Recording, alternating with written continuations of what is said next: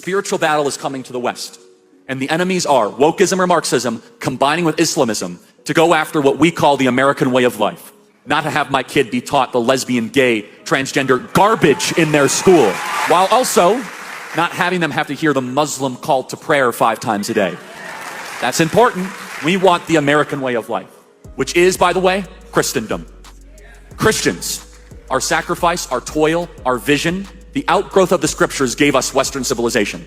And this is where I think is a great rallying cry. Doesn't matter if you're Hispanic, doesn't matter if you're Asian, doesn't matter if you're black or white. Everybody, if you are Christian and Jesus Christ is your Lord and Savior, these two threats are combining forces to come after us. And it's time that the church stands and rises up against it. Yep. Girl, y'all need to grab a seat for this one because it looks like we've got some serious drama brewing in New York. So 50 Cent is coming hard on the newly elected mayor, Zohran Mamdani. And y'all, this situation is messy. Word on the street is that 50 is straight up accusing Mamdani of electoral fraud, accusing him of being allegedly backed and funded by an Islamic nation trying to push communism in America, but that he even paid off illegal voters after a supposedly sketchy election with no real ID verification to get voting numbers that were close to impossible for a party that has no strong political standing. And if that wasn't enough, 50 Cent is now calling on Americans to reject what he calls the democratic socialist agenda, claiming these candidates are being funded from the outside to tear down America's biggest cities from the inside out. Girl, if you've been off the internet for a minute, let me catch you up because this one's wild. Zohran Mamdani just made history as the first Muslim mayor of New York City. Yeah, one of the most powerful cities in America. And his win has the internet absolutely buzzing. People are out here debating his religious and socialist background like crazy. Now, for those who don't know, there's been a lot of talk about Zohran's past from some of his old tweets that rubbed folks the wrong way to his connections with controversial religious figures like Imam Wahaj, who was once linked to the 1993 World Trade Center bombing case. The man Zohran is pictured with is Imam Siraj Wahaj. He was named as an unindicted co-conspirator in the 1993 World Trade Center bombing. Now, Zohran is right. That's not proof of guilt.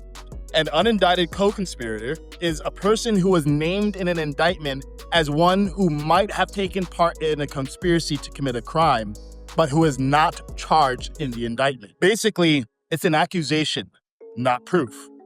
But wait, there's more. The imam testified as a character witness in defense of Omar Abdel Rahman, who was convicted of plotting to bomb the World Trade Center. He also raised legal defense funds for the man who assassinated Rabbi Meir Kahane. And it doesn't stop there, because apparently his dad, who is an author and a professor, by the way, was also called out for showing what some say was sympathy toward extremists in one of his books. And to top it off, there's even a viral clip of one of Zohran's interns calling his win a jihad. And the true believer knows that none of this is in vain, that this is all jihad, that this is all ibadah, and that this is all counted for by Allah subhanahu wa ta'ala. And so the conversation of doxing, the conversation of getting arrested and suspended, I think it's time for Muslims to start to say, all right, so what? Do what you want. I'm gonna do what I gotta do, because it's about time to do that. And I know everybody has their own families and has an education and everything. Just a question. We don't want to get doxxed, and we don't want to get suspended, and we don't want to get arrested.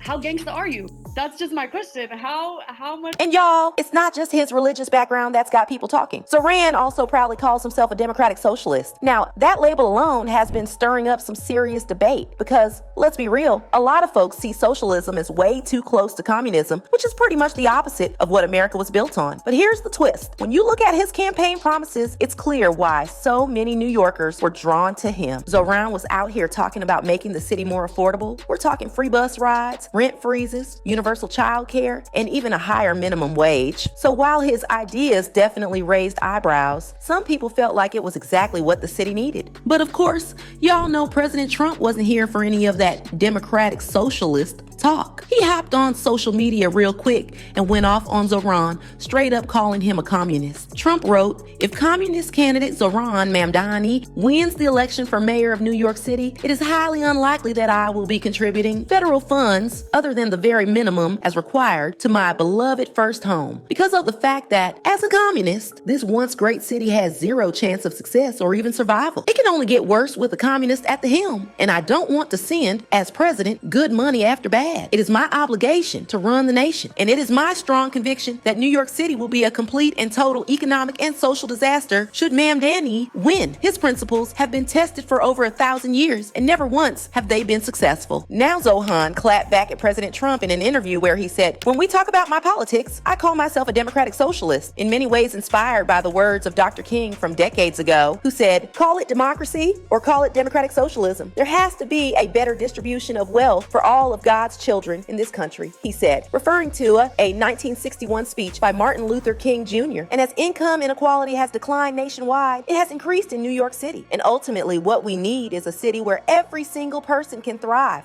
But it wasn't just politicians or political commentators coming for Zohran. The wealthy crowd in New York had their own issues with him too. High-income earners were not feeling his proposed 2% tax hike on millionaires, and they made sure everyone knew it. Even comedian Michael Rappaport jumped into the mix, throwing a little shade at Zohran. He questioned how a so-called working-class candidate could be living in a rent-stabilized apartment in Queens while getting caught dining at one of the city's most expensive restaurants. He wrote, "How's a so-called working-class mayoral candidate Zohran Mamdani eating at OMN Sushi tonight, one of the priciest joints in New York City? This clown lives in a rent-stabilized apartment in Queens, but dines like a diplomat on a Qatar-funded per diem. Who is paying for that Toro? Zoho, the moron. You are not a working class, you are a fraud class." Now, despite all the controversy and backlash that came with his campaign, Zohran Mamdani still pulled off a major win, making history as not just New York's first Muslim mayor, but also the youngest in nearly a century. And y'all, he didn't just win, he won the election with over 1 million votes. That's the first time anyone's hit that number in a mayoral race since way back in 1969. However, not everyone was celebrating. A lot of people weren't too happy about it, including none other than 50 Cent, who strongly believes Zohran Mamdani is a socialist and people with such ideologies don't deserve to rule any part of America. Right after Mamdani's win, 50 hopped online and posted an AI-generated photo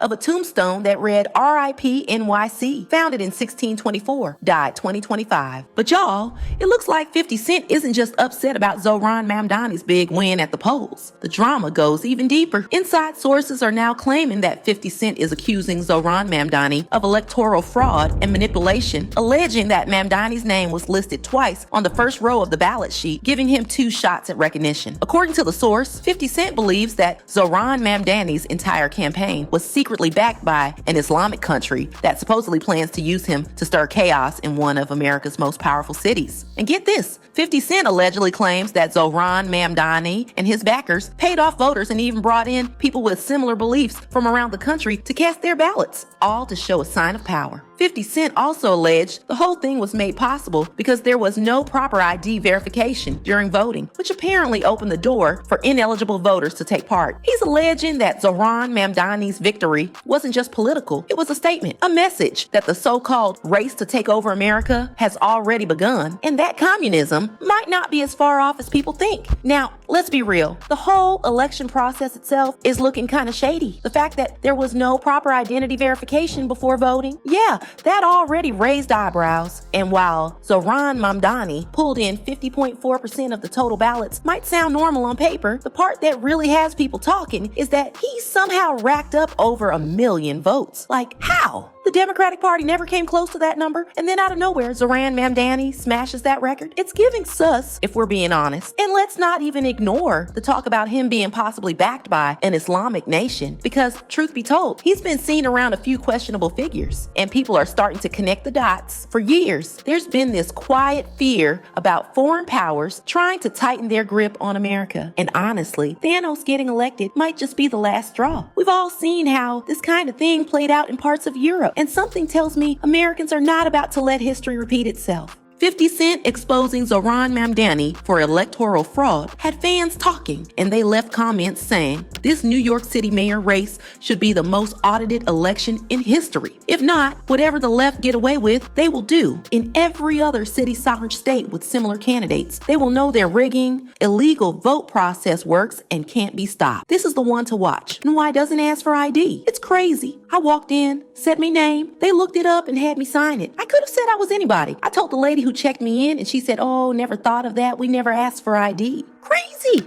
of course. And just another reason why Republicans in Congress must step up and do everything possible to codify the entire America First agenda. Pass the SAVE Act and save our country. The left will destroy it. So what do you think? Did Zohran Mamdani really pull off some kind of electoral fraud like 50 Cent claiming? Or is there way more to this story than what's being reported? Drop your thoughts down below in the comments. And while you're at it, make sure to check out this next video.